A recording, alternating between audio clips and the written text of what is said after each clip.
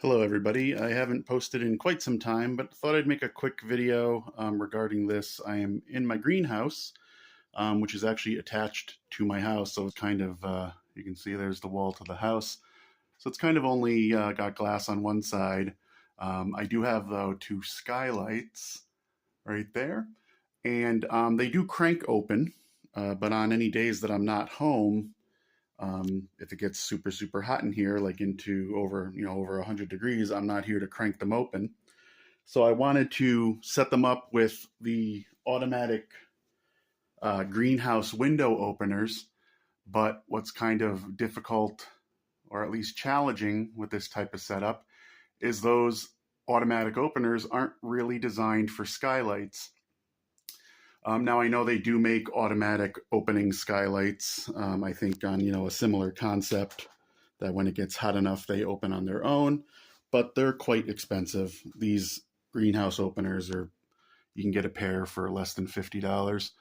So I already installed one, figured I'd just do a quick video on how I install them. This actually took me a lot of trial and error. Not on this particular setup, but I tried many different setups over the past 5 years until this one dawned on me. Don't know what took me so long, because this is by far the easiest method. It takes a little bit to put it all in place, but it's easiest in terms of it's just straightforward. Nothing's in the way. So the one thing I will mention right now, and I'll show it in a second on the other one, is these openers come with a spring to help them close. Because on an actual greenhouse, usually the windows that open are very light, and they also open a lot of times kind of sideways, or at least not straight up. And so they need that spring on the opener to help them close. And the way these work, for anyone that doesn't know, this is basically a tube with, you can kind of think of it like a hydraulic fluid inside, and as that fluid heats up, it expands, and when it expands, it pushes a rod out and ends up lifting this whole mechanism. So I'll show you in just a second the other one that I'm currently installing. All right, so I'm currently installing this one. I did already start it before I thought of making a video, but I'm not too far along. I hope you can see this all right with the light background. So what I do first is I install this cross piece on the skylight. Now, this does require you to drill into your skylights, which I was a little hesitant to do because these are brand new skylights. I just had them replaced in the fall, but hopefully you can see right there. I do have 2 screws on each end going into the frame of the skylight. Putting my hand there to hopefully cause a little bit of a shadow so you can see it better. There are 2 screws right here screwed right into the frame. And then I just centered the one end on this opening arm. So hopefully, again, you can see right there, I have it centered. And it's, I just screwed it all through that opening piece, this cross piece. I mean, this is just, I'm not even sure what the actual dimension is. It's more like a 1/2 inch, 3/4 by 3. You can buy these right at any hardware store, any big box store. They're basically, if you've ever seen the slats under a bed to hold a mattress, they're basically the same type of material. And so then we have the opener hanging here. Again, I took the spring out. There's usually a spring in here. And at the moment, I also have the hydraulic piston removed. So again, that's the one end.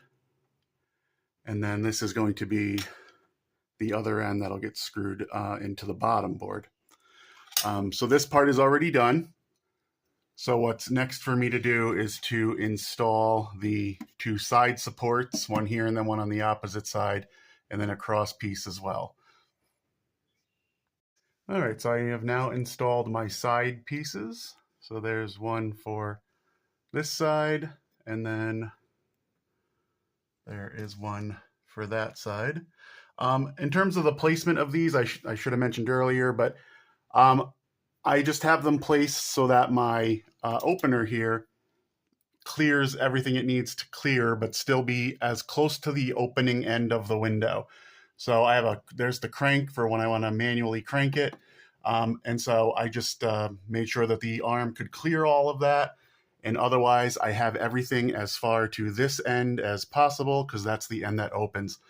One reason being for that is the farther you go back toward the hinge end, the more leverage is going to be pulling down on the window, and therefore it's heavier, and the opener would have to work harder, and therefore it may not open as much as it could. So again, there's one support here. There's another side support here, and I will now be installing a cross piece across those. This is my cross piece. It's another one of those slats, so it's going to go up here.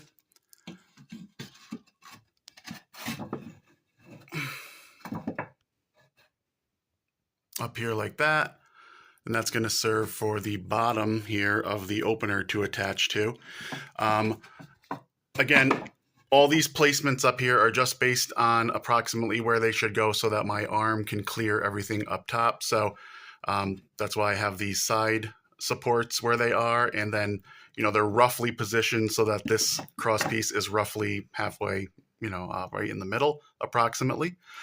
The one annoying part about this step is once you have your side supports up, in order to drill the screws down through the top here to support this cross piece, I actually have to take the side parts down.